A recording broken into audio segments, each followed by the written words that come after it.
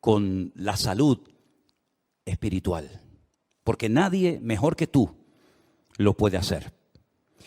Seguramente a algunos de los que están aquí les va a sonar esto que les voy a decir, a otros probablemente de nada.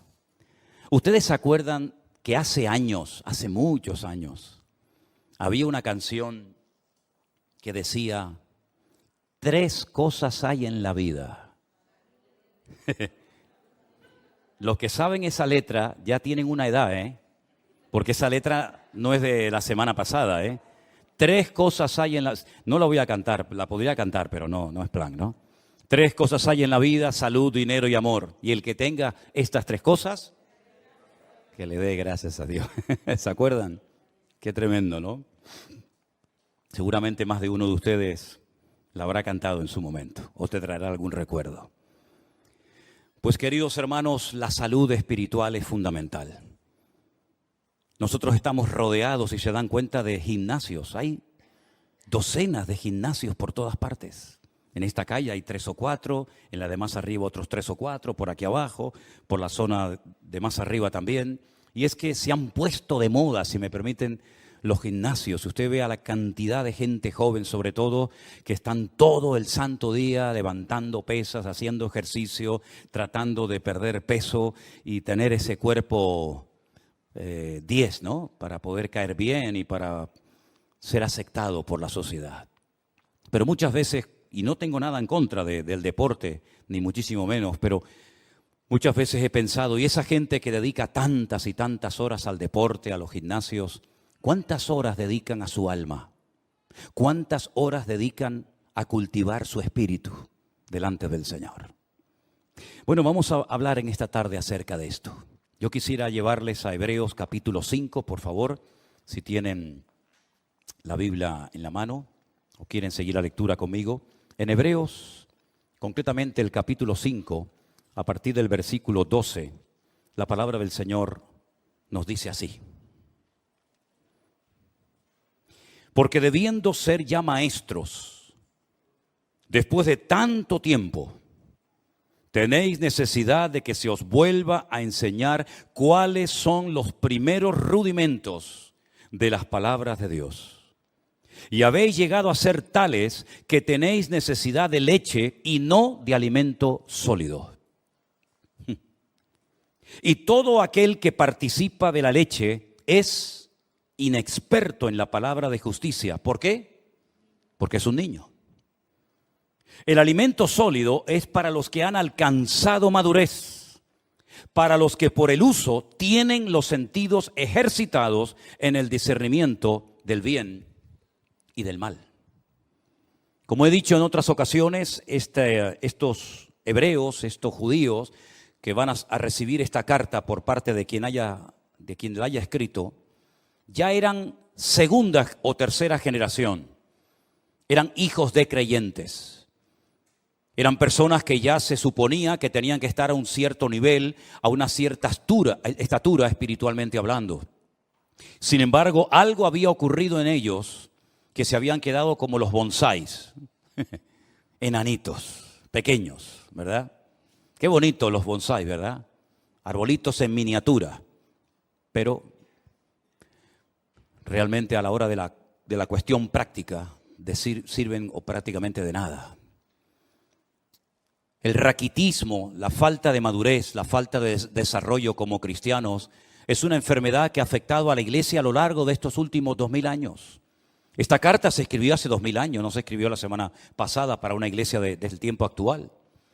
Vemos que la falta de crecimiento, el negarse a crecer, el negarse a desarrollarse como cristianos, ya digo, es una enfermedad que siempre, de alguna manera u otra, ha afectado a la iglesia a lo largo de los tiempos.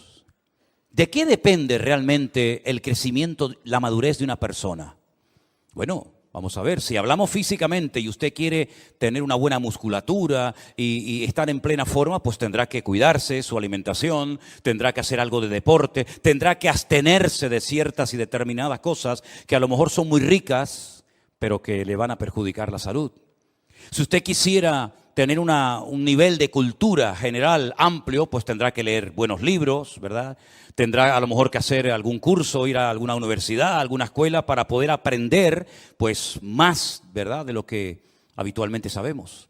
Pero espiritualmente hablando, lo más importante de todo es nuestra relación con Dios.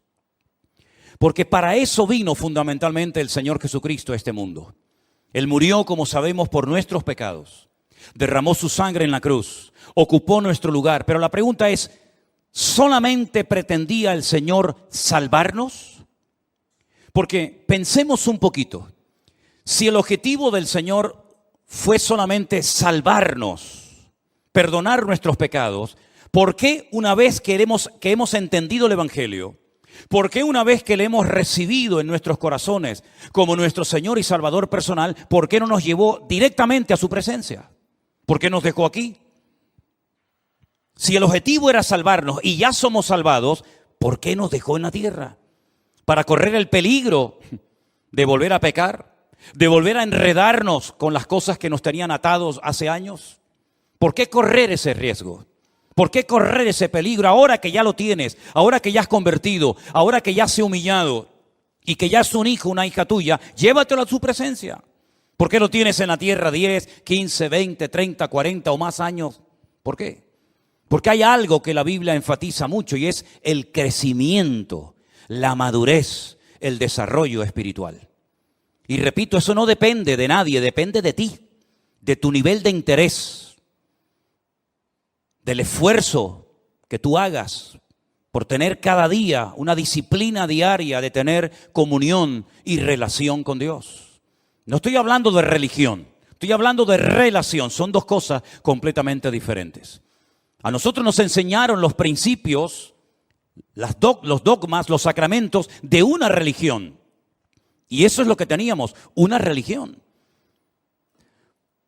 Pero sin embargo el Señor Jesucristo no vino a este mundo a traer una nueva religión o a potenciar, por ejemplo, la religión de sus padres, como era el judaísmo. Sino Él vino para volver a conectar al hombre con Dios. Porque en un principio el hombre estaba conectado, tenía íntima comunión y relación con Dios. Adán hablaba con Dios con toda libertad, no necesitaba sacrificios, no necesitaba hacer absolutamente nada. Hablaba con Dios y Dios hablaba con él y había una relación extraordinaria. Pero eso se perdió. Eso se perdió. El hombre pecó, el hombre se desconecta de Dios, queda fuera de la cobertura de Dios y automáticamente entra en un sistema, como bien saben ustedes, de sacrificios, de rituales, de holocaustos, ¿verdad? Derramamiento de sangre. Luego vino la ley, un montón de mandamientos, concretamente 613, y uno dice, pero ¿y comunión con Dios? Pocos eran los que tenían comunión con Dios. Por ahí hay uno que se llama David, que dice que llegó a ser el hombre más cerca del corazón de Dios. Por ahí hay gente como Samuel, como Moisés, ¿verdad? Como tal vez Abraham. Pero a nivel nacional, esa relación, esa comunión, esa amistad que existía del hombre con Dios, se perdió completamente. Y cuando el Señor Jesucristo vino, en una ocasión, le dijo a sus discípulos, ustedes quieren ser mis amigos. Porque si ustedes simplemente lo que quieren es que yo les trate como un maestro que le da clases a sus hijos, a sus discípulos, pues ahí nos quedaremos. Pero si quieren profundizar y si ustedes quieren ser mis amigos, yo les voy a decir qué tienen que hacer. Y les dijo, haced todo lo que yo os enseñe. Y llegaremos a cultivar y a desarrollar una relación de amistad entre ustedes y yo. ¿Cuántos en esta tarde quieren ser amigos de Dios? ¿A cuántos en esta tarde les interesa tener comunión y relación personal con Dios? Hay algunos que dicen que eso es imposible. Hay algunos que a lo largo de la historia, como un tal Spinoza, un filósofo judío, y como incluso Albert Einstein dijo que bueno, que eso de tener relación con Dios, eso es imposible. Creían en Dios, pero no creían en un Dios personal. No creían en un Dios que se interesara por tu vida, por tus necesidades, por tus problemas, por tus luchas, por tus pruebas, sino en un Dios que estaba por ahí, pero tan ocupado que búscate la vida, porque para eso yo te di un cerebro, unas piernas, un ojo, y para eso di leyes a la naturaleza, y a la hora de la verdad, pues Dios no aparece por ninguna parte. Cuando uno analiza la palabra de Dios, tanto en el Antiguo como en el Nuevo Testamento, pronto vas a descubrir que Dios quiere mucho más que simplemente una relación de Dios a criatura, sino una relación de padre a hijo, una relación de amor, una relación de confianza, de amistad. Incluso en la carta a los Hebreos, el que la haya escrito, dijo que ahora podemos tener acceso y debemos acercarnos a Dios con libertad. No acercándonos a un Dios desconocido, frío, distante, indiferente, que es imposible conocerlo, sino todo lo contrario.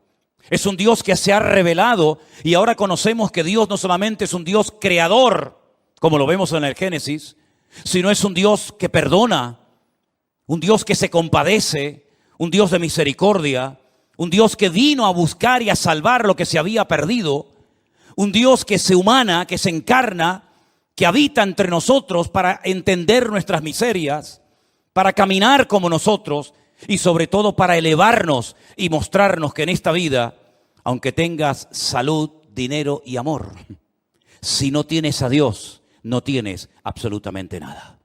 Porque en esa antigua canción se enfatiza y se apunta a lo que todo el mundo quiere tener: salud, dinero y amor.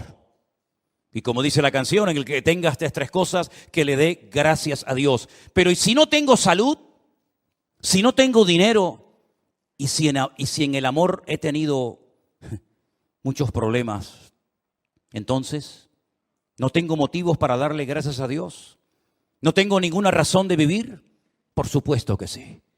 En la Biblia encontramos personas que no tenían una buena salud, no tenían una buena economía y no tenían ni siquiera amor, sino todo lo contrario.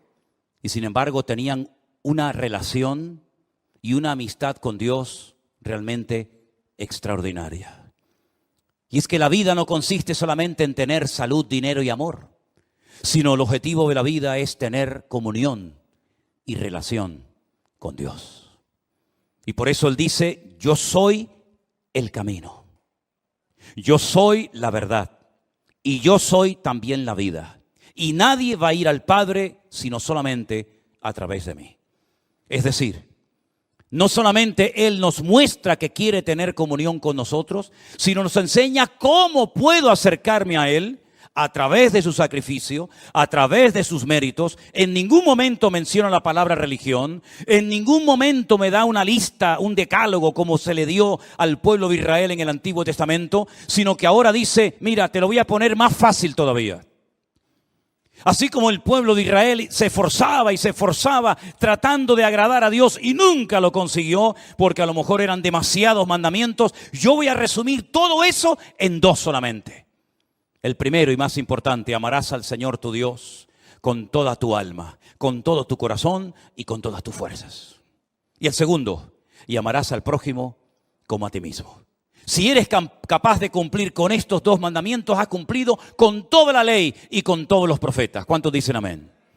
Es decir, que vemos que insistentemente en cualquier generación que busques, en cualquier libro, a través de la escritura de cualquier profeta, vas a encontrar que la meta, el objetivo, el anhelo de Dios es volver a tener comunión con el hombre. Y hace todo lo que está a su alcance para ponerse a su nivel y para enseñarle que el hombre si quiere, puede volver a tener comunión y relación con Dios.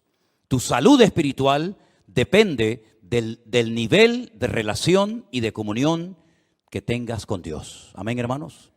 En segundo lugar, si tienes relación y comunión con Dios, vas a anhelar, vas a querer. El Espíritu Santo que mora, que vive en tu corazón, te va a impulsar a las Escrituras, al manual de instrucciones, a través del cual vas a descubrir el corazón de Dios. Te vas a dar cuenta qué es lo que a Él le agrada, qué es lo que Él espera de ti, cuál es el propósito de tu existencia.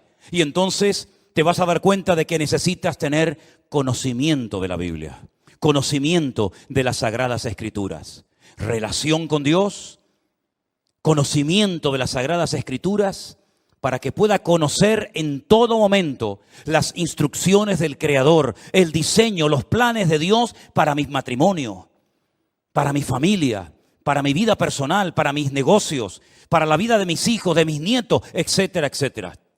Y no vayas por la vida inventándote cosas que Dios nunca le pidió a nadie que hiciera? Para que no vayas por la vida tocando puertas y buscando palabra por aquí y por allá, sino que Dios te dice, toma, ahí tienes toda la Escritura. Y como dijo Pablo a Timoteo, ocúpate en la lectura.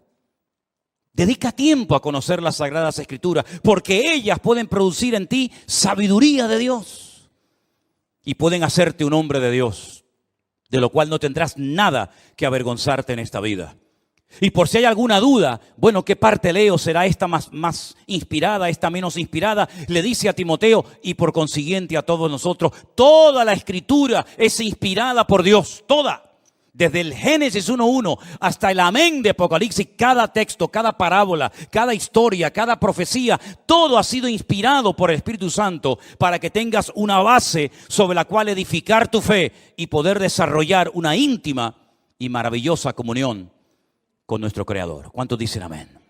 Y entonces cuando tengas una óptima relación con Dios y un nivel de conocimiento de las Escrituras, va a venir solo algo que es imprescindible hoy en día para poder vivir una vida cristiana victoriosa. ¿Saben lo que es? Lo que hemos leído en esta noche.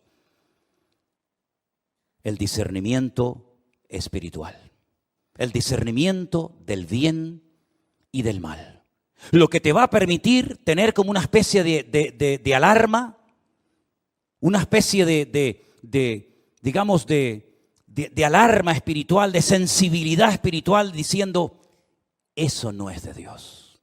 Aunque suene muy bonito, aunque a la gente le haga mucha gracia, eso no ha nacido, no viene del corazón del Señor. ¿Por qué? Porque yo conozco a mi Dios. Y yo sé que eso al Señor, a mi Padre, a mi amigo, no le agrada. Estos creyentes a los cuales se les escribe esta carta, se les llama niños, se les llama inmaduros. Se les dice en otra porción, no he podido profundizar para enseñarles cosas más profundas porque me resulta muy difícil buscar términos que ustedes puedan entender. Y no es que sean cosas muy profundas y difíciles de entender, sino como dice aquí, os habéis hecho tardos para oír. Porque no es lo mismo explicarle a un niño una cosa que explicarle a un hombre de 20, 30 o 40 años lo mismo. Tienes que cambiar el lenguaje, tienes que hablar en una terminología, en una forma diferente. ¿Por qué? Porque es un niño y no te va a entender. Y eso es lo que está diciendo el autor de la carta a los Hebreos. No les puedo explicar cosas profundas porque no habéis crecido, os habéis quedado estancados. Estáis en los primeros rudimentos de las palabras de Dios. Todavía estáis con la leche y no con el alimento sólido. Y por eso ustedes no han desarrollado, no han ejercitado el discernimiento del bien y del mal. Si ustedes recuerdan el mensaje que di hace unos domingos atrás acerca de la muerte de 2 hijos del sacerdote Aarón, dice la Biblia que a partir de ese momento se les dijo a los sacerdotes del Antiguo Testamento que no entraran bajo los efectos del alcohol para que no les pasara lo mismo que les pasó a sus hijos. Pero añade a continuación, y para que en todo momento seáis capaces de discernir entre el bien y el mal, entre lo que es inmundo de lo que es puro o limpio. En otras palabras, ser cristiano no significa perder la razón, sino todo lo contrario, es recuperar la razón, el sentido, el equilibrio de las cosas. El apóstol Pablo, cuando le escribe a los romanos en una de las cartas tal vez más hermosas y profundas de todas las que se encuentran en el Nuevo Testamento, dice que Él es nuestro culto racional. No perdemos el control, no nos disparatamos, no nos volvemos locos cuando nos convertimos a Cristo, sino todo lo contrario, recuperamos la cordura que el mundo y el pecado nos arrebató cuando estábamos fuera de la voluntad de Dios y de sus caminos. El raciocinio, el poder razonar, el poder discernir entre lo que es de Dios, lo que no es de Dios, lo que le agrada, lo que no le agrada, eso viene, dice, con la práctica, con el uso, se desarrollan los sentidos. Y busqué qué quería decir el autor de la carta cuando habla de los sentidos bien ejercitados. Y precisamente habla de los sentidos de la vista, del olfato, ¿verdad? Del tacto. Cuando alguien ve algo dice, eso no es de Dios. Todo el mundo lo aplaude, todo el mundo lo admira, todo el mundo le imita, pero eso no es de Dios. Cuando la gente oye una conversación, dice esta conversación no es de Dios, porque esto en vez de traer edificación, lo que aquí estamos es criticando y cuestionando a una persona que ni siquiera está delante para poder defenderse. Esto no es de Dios. La Biblia dice que las malas conversaciones corrompen las buenas costumbres. Entonces te desarrollas, creces, maduras como cristiano de tal manera que puedes discernir con tus propios sentidos naturales lo que agrada a Dios y lo que le desagrada a Él. Pero todo eso viene primero de tu relación con el Señor. Por cierto, ¿cómo está tu relación con Dios? Si es que la tienes, que espero que sí. Dice que tenemos acceso, tenemos entrada al Padre. ¿Tienes relación con Dios? Porque a lo mejor lo que tú tienes es el hábito, la buena costumbre de venir al culto, de escuchar la palabra de Dios por internet o aquí en persona. Y está bien, pero eso no significa de que tú tengas comunión con Dios. Hay gente que vive de los cultos, pero no porque tengan una comunión con Dios. Hay gente que el conocimiento que tiene es por lo que han oído. Claro, te han oído tantos sermones, tantos años, y ahora por aquí, y ahora por allá, que tienen un cierto conocimiento, pero la Biblia no saben ni dónde la dejaron, y la perdieron hace 20 años, y aún no la han encontrado. Entonces tú no puedes depender simplemente de un culto, 1 o 2 veces a la semana. Tú no puedes depender de que haya un señor llamado pastor que predica la palabra de Dios desde este púlpito, ¿verdad? Y entonces a través de él, pues tú aprendes lo que sabes. Bueno, eso está bien, pero tú tienes que desarrollar tus propios hábitos de lectura diaria, ¿verdad? Y por eso quiero recordarles a los hermanos de la iglesia que yo les he mandado por el WhatsApp de la iglesia el curso de Isaías para que ustedes mismos de una forma autodidacta lo puedan hacer en sus propios hogares. Para que no dependan única y exclusivamente de las reuniones, de los cultos, sino que ustedes puedan también acostumbrarse a buscar la Biblia, a orar, a aprenderse textos de memoria, a estudiar la palabra de Dios, porque ya sabemos que las cosas pueden cambiar en cualquier momento. No olvidemos que ahora va a ser 3 años, 2 años y pico, nadie podía congregarse en las iglesias, ni siquiera en esta.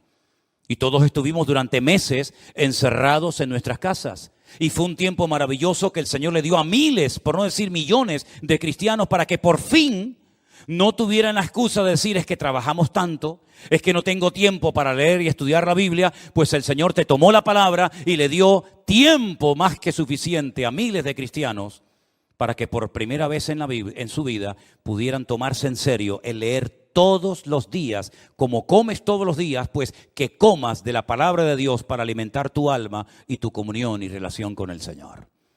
Son hábitos que a lo mejor algunos no tienen la costumbre, pero si te acostumbras, le vas a hacer un gran favor tremendo a tu vida espiritual y vas a cuidar de esa manera tu salud espiritualmente hablando. En 1 de Timoteo, el capítulo 4, desde el versículo 1 en adelante, hay unos versículos que yo quisiera leer en esta tarde y pedirles que presten atención, porque en este texto, en estos versículos, vamos a encontrar en primer lugar una información, unos datos que Pablo le da a Timoteo, y a continuación lo que tiene que hacer ante la información que recién acaba de recibir. Presten atención. 1 de Timoteo capítulo 4, versículo 1. Pero el Espíritu dice claramente que en los postreros tiempos algunos apostatarán de la fe, escuchando a espíritus engañadores y a doctrinas de demonios. ¿Entendió este versículo usted? ¿Lo entendió? Si el Espíritu, Dios, el Señor ha hablado claramente diciendo que en los postreros tiempos, ¿y esos tiempos cuáles son? Ya estamos en los postreros tiempos, ¿verdad? En los tiempos finales, algunos, no todos, gracias al Señor, apostatarán, abandonarán la fe, darán marcha atrás. Conocieron, pero no quieren continuar. Se enfriaron, se apartaron, se alejaron, se enfadaron. Póngale todos los adjetivos que usted quiera. La cuestión está que dice que apostataron. Ya no están en el camino. Estuvieron, pero ya no están. Han apostatado, han dado marcha atrás, han renegado incluso. Y dice, y escucharán a espíritus engañadores y a doctrinas de demonios. Ahora, ¿cuál es el mejor lugar, la mejor plataforma para enseñar falsas doctrinas? Voy a ponerles algunos ejemplos. Nosotros vivimos o tenemos la iglesia a muy pocos metros del estadio de fútbol. Ese estadio no se utiliza para reunir a la gente los días que hay partido de fútbol para enseñar Biblia en mano falsas doctrinas. El objetivo de ese estadio de fútbol es jugar al fútbol. Es decir, no se hace un culto con el objetivo de adoctrinar a la gente de una forma antibíblica. Si usted va a un teatro, si usted va a un cine, hombre, puede ver alguna escena, puede haber algún momento en la película, en el teatro, que digan algo, que hagan algo que no es bíblico, pero el teatro, ¿verdad? El cine no es un lugar creado y diseñado específicamente para enseñar falsas doctrinas a la gente. Entonces, ¿cuál es el mejor lugar, la mejor plataforma para que el enemigo en un momento determinado pueda enseñar falsas doctrinas a la gente? Las iglesias. Porque en las iglesias lo que se estudia es la Biblia. No venimos aquí a jugar al fútbol. No venimos aquí como una pasarela para lucir ropitas. No venimos aquí para pasar el tiempo ni para estar un rato entretenido viendo una obra de teatro o una película o un acto cualquiera que sea. Venimos aquí supuestamente para alabar a Dios, ¿sí? Y para aprender de su palabra. Luego, las iglesias, si no tienen el discernimiento espiritual suficiente, es el lugar idóneo para que las personas que vienen con su corazón abierto y con ganas de aprender y con ganas de conocer de Dios, en un momento determinado puedan ser engañadas, seducidas y manipuladas con falsas doctrinas. ¿A quién es más fácil engañar? ¿Al que tiene un alto conocimiento bíblico o a una persona que es ignorante de las Sagradas Escrituras? ¿Cuál ha sido el gran problema de miles de cristianos en los últimos años? Que ya no leen la Biblia. Ya no leen la Biblia. E incluso esa costumbre con la cual yo me crié, que todo el mundo venía a la iglesia con la Biblia, ya se ha perdido. Pocos son. Miren esta tarde, por ejemplo, a su alrededor y miren cuánta gente viene como algo normal, ¿verdad? Como llevas las llaves del coche o como llevas la documentación. ¿Y la Biblia dónde está? No pasa nada. Nos ponen ahí una pantalla y ahí la leemos. Incluso algunos, bueno, con el teléfono. Vale, venga, de acuerdo, venga, con el teléfono. Pero algunos ni eso. Ya esa costumbre se perdió. ¿Cómo puede usted comprobar si lo que estamos poniendo en la pantalla, si lo que yo estoy compartiendo es bíblico o es antibíblico? ¿Cómo lo puede saber usted? Primero, no dedica tiempo a escudriñar la palabra. No tiene un conocimiento de la Escritura. Viene aquí, oye a un señor que tal vez no conoce de nada o que le une una cierta amistad o familiaridad, ¿verdad? Y entonces usted se fía. Cuidado, cuidado. Nunca mezcle la amistad y el favoritismo y ni siquiera aspectos familiares con el hecho de tener cuidado a la hora de qué me están enseñando, qué me están a mí instruyendo. Qué bueno sería que los padres que acaban de mandar a sus hijos ahora a las clases de la escuela dominical le preguntaran, espero que lo hayan hecho en algún momento, digo yo. Oye, una pregunta, ¿qué le están enseñando a mi hija en la clase esa donde está ahora? ¿Qué le están enseñando a mi hijo? ¿Puedo entrar a la clase para ver cómo es la clase donde mi hijo está? ¿Quién es la persona que le está enseñando Biblia a mi hijo? ¿Es usted? ¿Es usted, hermano o hermana?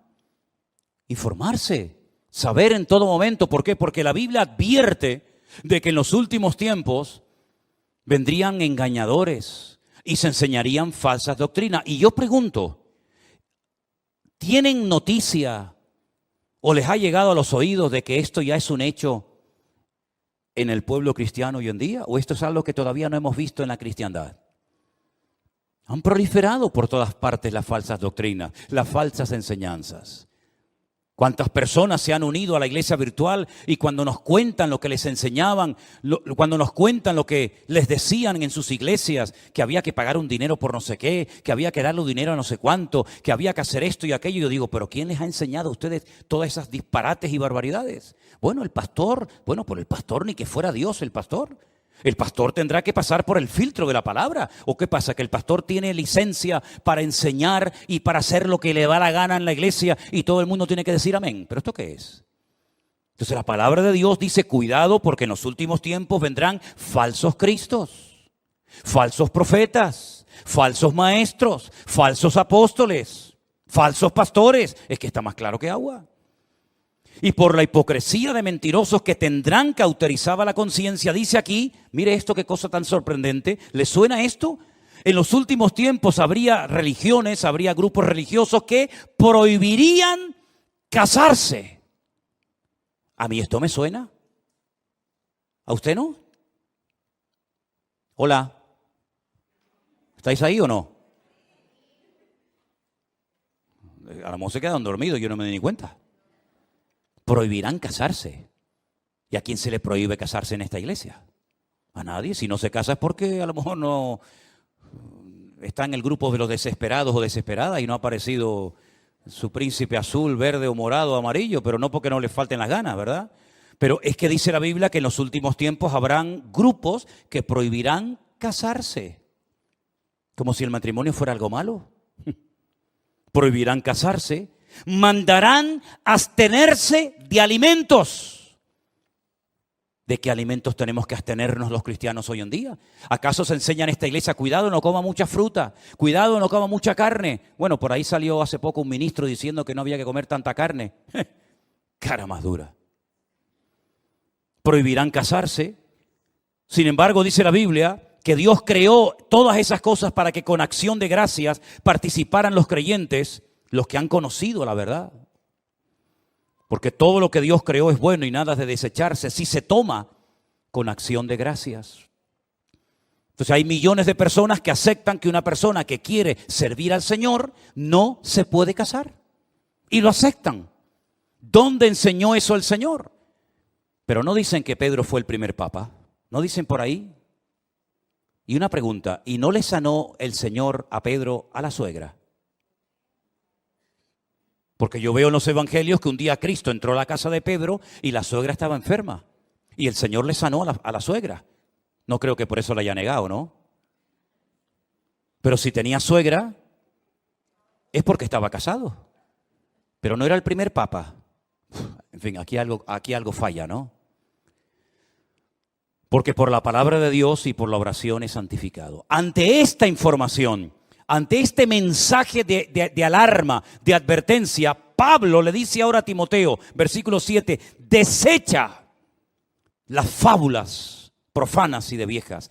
Ejercítate para la piedad. Versículo 13, ocúpate en la lectura, la exhortación y la enseñanza. Versículo 14, no descuides el don de Dios que está en ti. Versículo 15, ocúpate de estas cosas, permanece en ellas. Verso 16, ten cuidado de ti mismo y de la doctrina. Y también dice, persiste en ello, pues haciendo esto te salvarás a ti mismo y a los que te oyeren. En otras palabras, hay que hacer algo.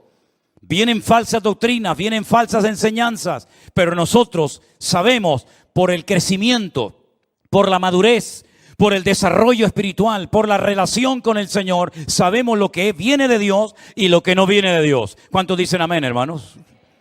Pero es su deber. No es mi responsabilidad que usted sepa mucho de la Biblia. ¿De qué sirve que yo quiera que usted crezca y madure si usted se niega a crecer? ¿De qué sirve eso? ¿Se puede obligar a una persona a crecer o a madurar cuando ésta se niega y ha decidido quedarse como está y no esforzarse por crecer espiritualmente hablando? Hermanos, hay gestos, hay cosas que los niños hacen y se les permite, se les tolera. ¿Por qué? Porque son niños. Son niños. No vean ustedes cuando Adriel empieza a soltar gases. Oye, no se corta, no dice, ay, perdón, abuelo. Ay, perdón, abuela, se me escapó. Él no se corta un pelo, él, ala, venga, pierna suelta. ¿Qué le parece? Hay niños que se chupan el dedo. Hay niños que se hacen pis encima. Hay niños que les entra, como decimos por aquí, una perreta de estas que dice, ¿pero qué le pasa?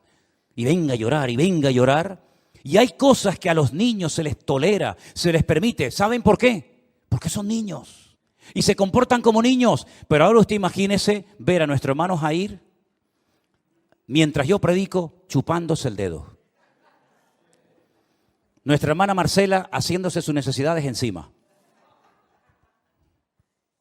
Nuestra hermana Cruzita con la chupa en la boca. El otro, y yo digo, ¿pero esto qué es? ¿Esto qué es? Nos daría vergüenza, ¿sí o no?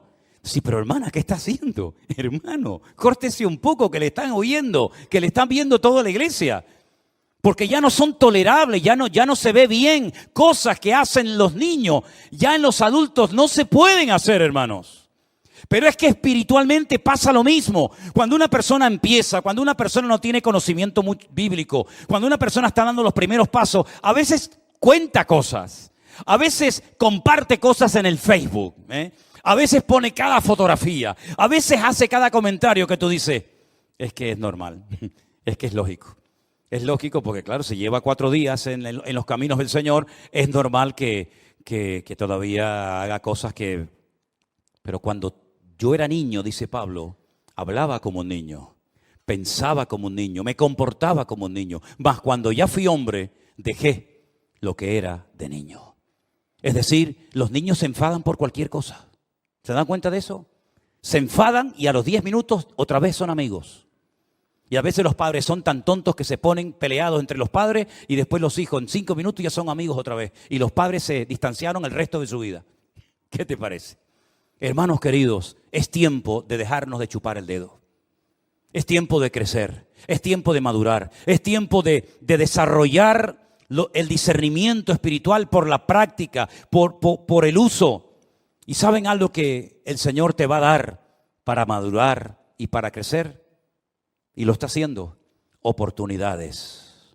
Aprovecha todas y cada una de las oportunidades que el Señor te da para servir, para madurar y para crecer. Valora todo lo que el Señor está haciendo en tu vida y recibes cada día y cada semana. Sé selectivo, ¿verdad? No te voy a dar una lista, mire, si usted viene a esta iglesia, esto y esto no se puede hacer, esto es lo que tiene que hacer. No trabajamos así. Queremos trabajar con gente adulta, con gente que diga, bueno, ¿qué tengo que hacer? Dígame, ¿qué tengo que hacer si yo quiero convertirme en un buen cristiano? Mire, ¿no tiene Biblia? No. Margarita, dele una Biblia.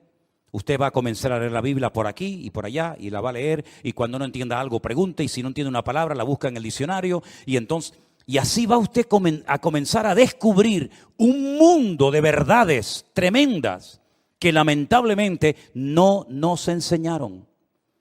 Nos enseñaron que los que quieren servir a Dios no se pueden casar. Si son mujeres, no se pueden casar. Y si son hombres, no se pueden casar. Pero yo ahora me encuentro en la Biblia que una de las señales de los últimos tiempos es que le prohibirían a las personas casarse si quieren servir al Señor. Entonces, ¿en qué quedamos? ¿Es bíblico? ¿Está bien o está mal? Ahí tiene usted una verdad revelada. Nos dicen, para pedir el perdón de tus pecados tienes que ir a un hombre y contarle todos tus problemas, todos tus pecados, y entonces ese hombre te perdona. Bien, vamos a la palabra de Dios y encontramos que solamente Dios puede perdonar los pecados al ser humano. Nadie, ningún cura, ningún pastor, ningún reverendo, ningún rabino, nadie tiene la capacidad de perdonarle los pecados a otra persona. Otra verdad revelada. Encontramos que cuando una persona se muere, su cuerpo lógicamente va a la tumba y se queda, pero dice la Biblia que su parte que viva, su alma, su espíritu, o se va a la presencia de Dios o excluido eternamente de la presencia de Dios. Sin embargo, nos enseñaron que había 4 lugares, cielo, infierno, limbo y purgatorio. Y ahora otra verdad revelada, no hay 4, hay 2. Y así una detrás de otra y una detrás de otra. Y llega un momento en el que usted tiene que pararse y decir, Dios mío, ¿cómo es posible que este libro, tu palabra, que lleva escrita miles de años en este país, se les prohibiera a la gente leerla bajo pena de muerte? Es que eso sí.